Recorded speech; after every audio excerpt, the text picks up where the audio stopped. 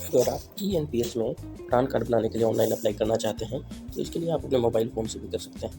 इसको करने के लिए सबसे पहले आप अपने गूगल क्रोम ब्राउज़र पे आइए और एक नया टैब ओपन कर लीजिए और इसमें सर्च कीजिए ENPS और आप सर्च बटन पर क्लिक कर दीजिए। जैसे ही ऊपर वाला वेबसाइट मिलेगा वैसे ही आप इसको ओपन कर दीजिए ENPS.NSDL.com ये वाला। जैसे आप ओपन करेंगे तो सामने में आपको कुछ रिक्वायर्ड इन्फॉर्मेशन नज़र आएगा। ये इस वेबसाइट का आपका इंटरफेस है। इसमें आप नीचे स्क्रॉल कर लीजिए और जैसे जैसे आप नीचे आएंगे वैसे ही आपको यहाँ पर अलग अलग रजिस्टर नाउ का ऑप्शन आएगा। आप यहाँ पर गवर्नमेंट सब्सक्राइबर वाले ऑप्शन में आके रजिस्टर नाउ पर क्लिक कर दीजिए। कुछ सामान्य सी जानकारी यहाँ पर एंटर कर दीजिए जिसमें date of birth, PAN number, mobile number और ईमेल आईडी आपको डालना है। डाल करके बिगिन रजिस्ट्रेशन पर क्लिक कर दीजिए।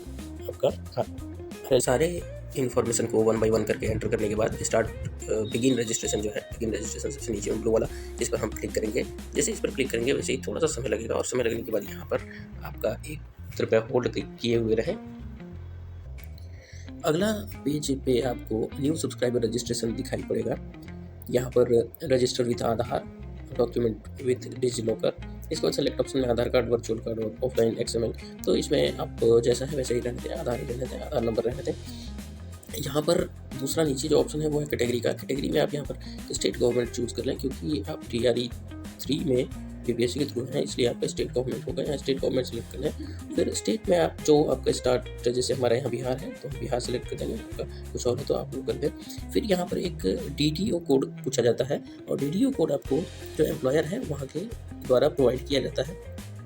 आपका जो DDO कोड है आपको वो यहाँ पर एंटर कर दें। जैसे ही आप एक एक करके DDO कोड डालेंगे वैसे आपको उसका नीचे में ड्रॉप डाउन में दिखता जाएगा।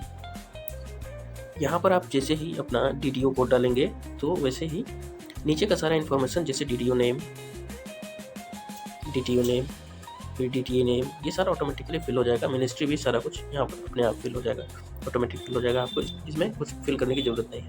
अब नीचे आप अपना आधार नंबर को डाल दें और आधार नंबर को एंटर करने के बाद यहाँ पर टर्म एंड कंडीशन जो लिखा हुआ है इस पर क्लिक करें एक बार और फिर एक्सेप्ट बटन पर क्लिक कर दें। यहाँ पर रेड टिक आ जाएगा और फिर जनरेट OTP पर फाइनली आप क्लिक कर दें। आपके मोबाइल फ़ोन और ईमेल पर 2 OTP आ जाएगा। इसके बाद आगे का प्रोसेस करते हैं। तो मैंने यहाँ पर एक बार आधार नंबर सारा कंप्लीट कर लिया डाल के। अब मैं जनरेट OTP पर क्लिक कर रहा हूँ। ये थोड़ा सा समय लेता है, घूमता है, थोड़ा वेटिंग। इसके बाद फिर हालांकि ये OTP जो है जा चुका है फ़ोन पर। अब मैं जो OTP आया है ये यहाँ पर लिखा हुआ भी आ गया, OTP successfully send to the mobile number register in Aadhaar के साथ जो मोबाइल नंबर रजिस्टर है उस पर OTP जा चुका है।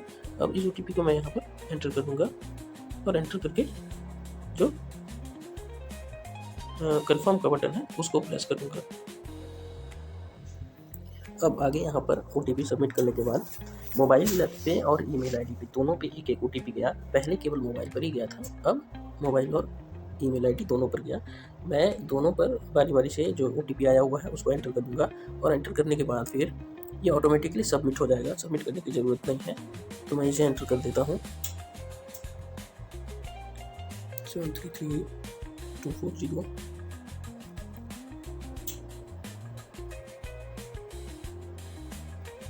ये हो गया मोबाइल का और ये हो गया ईमेल के ऊपर जो OTP आया, ये ऑटोमेटिक सबमिट हो गया। इसमें कोई सबमिट करने की ज़रूरत नहीं है। यहाँ पर एक्नॉलेजमेंट नंबर जनरेट हो गया। आप इसका एक स्क्रीनशॉट ले करके रख लीजिए ताकि आगे आपको ये रेफरेंस के तौर पर काम में आए। अब यहाँ हम कंटिन्यू पर क्लिक करेंगे। कंटिन्यू पर क्लिक करने के बाद हमारे पास ये जो डिटेल है ये सारा डिटेल यहाँ पर आपको नज़र आएगा, जैसे आपका नाम, डेट ऑफ बर्थ, जेंडर और एड्रेस। यहाँ पर आप अपनी डिटेल को वेरीफाई कर लें और वेरीफाई करने के बाद अपलोड सिग्नेचर का ऑप्शन आएगा। अपलोड सिग्नेचर वाले ऑप्शन पर क्लिक करें और आप अपना एक सिग्नेचर जो आप स्कैन करके रखे होंगे या फिर फोटो खींच के रखे होंगे उस पर क्लिक करके उसको अपलोड यहाँ पर कर दें।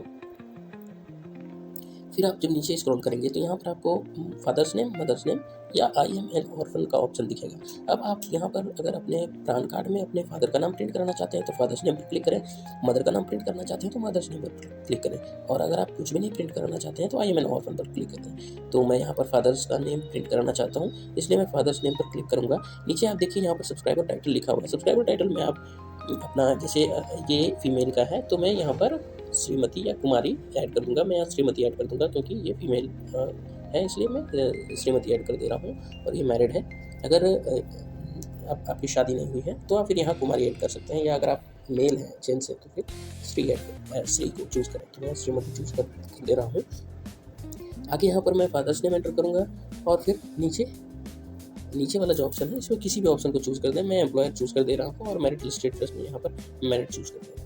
अब यहाँ पर स्पाउस नेम में जैसे जो जिनका ये है उनके पति का नाम यहाँ पर लिख दूंगा, टाइप कर दूंगा, और फिर यहाँ पर फादर्स नेम और यहाँ पर पति का नाम एंटर करने के बाद आगे मैं कन्फर्म बटन पर क्लिक कर दूंगा। फिर ये हमारा प्रोसेस आगे बढ़ जाएगा। अगले पेज पर आपको यहाँ पर इन्वेस्टमेंट ऑप्शन नजर आएगा, जहाँ पर ये ऑलरेडी डिफ़ॉल्ट रहता है सेट किया हुआ। तो इसमें 33% SBI pension fund scheme state government के द्वारा जो दिया जाता है उसमें कंट्रीब्यूटेड रहता है। NPS ट्रस्ट में 33% और 34% LIC पेंशन फंड वाली स्कीम में कंट्रीब्यूटेड रहता है। कहने का मतलब है कि आप जितना भी आपका NPS में पैसा आएगा वो सारा इसी तीनों जो फंड है, पेंशन फंड है, इसमें कंट्रीब्यूट किया जाएगा। 33%, 33% और 34%। आप इसको यहाँ पर चेंज भी कर सकते हैं ऑटो और एक्टिव में। मेरा सलाह ये रहेगा कि आप इसको जैसा है वैसा ही रहने दें। जब आपका बन जाए प्राण पैन तो फिर इसके बाद फिर आप इसको बाद में भी बदल सकते हैं, चेंज कर सकते हैं। अभी आप ऐसे ही रहने दें। यहाँ पर बैंक डिटेल डाल दें। बैंक डिटेल में आपका ऐड बैंक डिटेल पर क्लिक करें, थोड़ा सा समय लगेगा, और फिर यहाँ पर आपका अकाउंट नंबर ऐड करने के लिए सबसे पहले यहाँ पर बैंक IFSC कोड डालना है।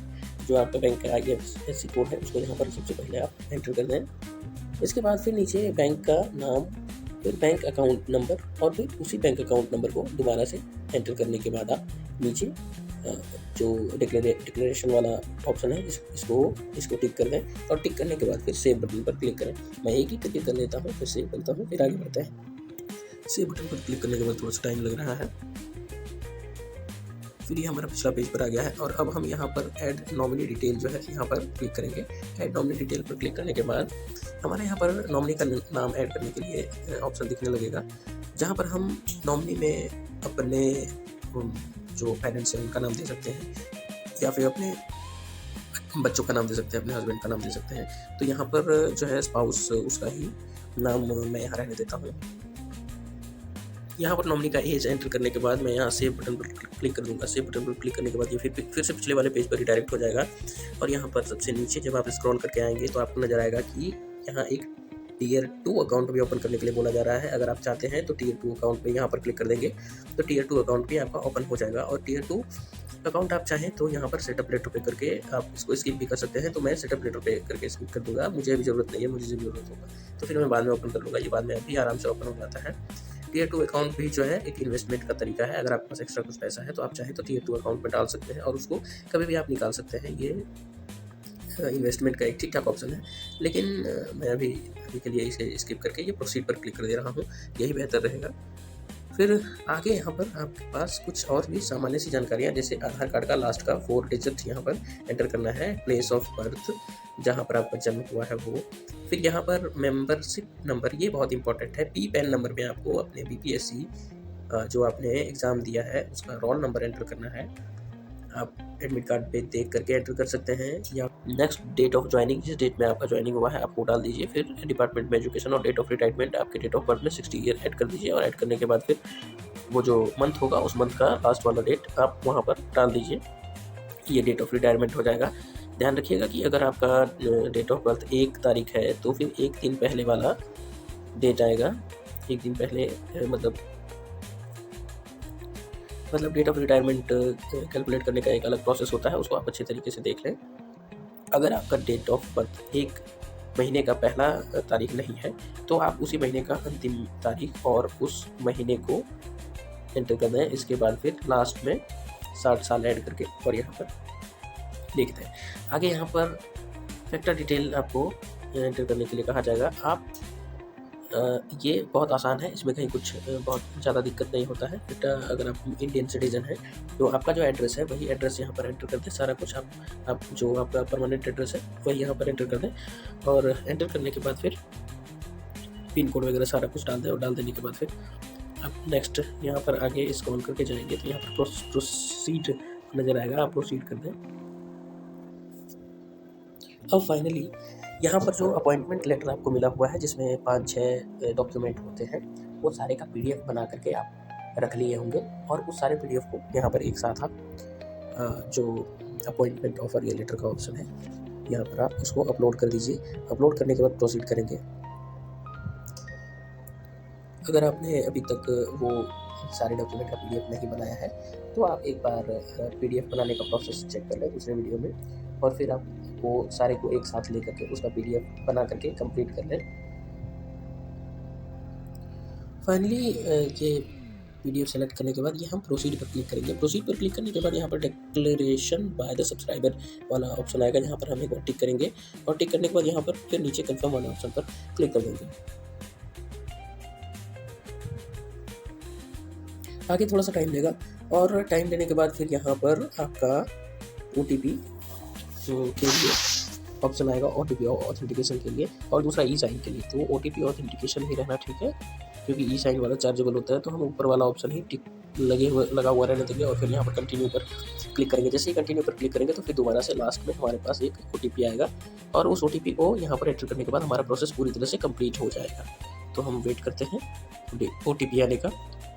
ये हमारे पास OTP आ चुका है, और हम मोबाइल और ईमेल ID दोनों का OTP यहाँ पर एंटर करेंगे। ये OTP भी ऑटो वेरीफाई होता है, इसलिए जैसे ही हम यहाँ पर OTP को एंटर कर देंगे तो हमें वेरीफाई वाले ऑप्शन पर क्लिक करने की ज़रूरत नहीं है, ये ऑटोमेटिकली वेरीफाई हो जाएगा। ये हमारा मोबाइल वाला वेरीफाई हो गया, और हम यहाँ पर अब ईमेल वाला वेरीफाई कर देंगे, और वेरीफाई करने के बाद हमारा ये प्रोसेस पूरी तरह से कंप्लीट हो जाएगा, और हमारे पास एक्नॉलेजमेंट स्लिप जो है वो ऑटोमेटिकली डाउनलोड हो जाएगा। ये हमारा प्रोसेस पूरी तरह से कंप्लीट हो गया, और हमारे पास यहाँ पर डाउनलोड रजिस्ट्रेशन फॉर्म का ऑप्शन आ गया। एक बार हम डाउनलोड रजिस्ट्रेशन फॉर्म पर क्लिक कर देंगे तो हमारा जो ये फॉर्म है रजिस्ट्रेशन वाला, ये कम्प्लीटली डाउनलोड हो जाएगा, और फिर हम उसको से अपने पास सेव करके रख लेंगे पूरी तरह से। ये हमारा डाउनलोड हो गया। इस तरह से आप अपने फ़ोन से ही अपने पैन कार्ड के लिए अप्लाई कर सकते हैं, और बिना किसी गलती के बहुत आसानी से आप इसको बना भी सकते हैं। वीडियो को देखने के लिए बहुत बहुत धन्यवाद। मिलते हैं अगले वीडियो में।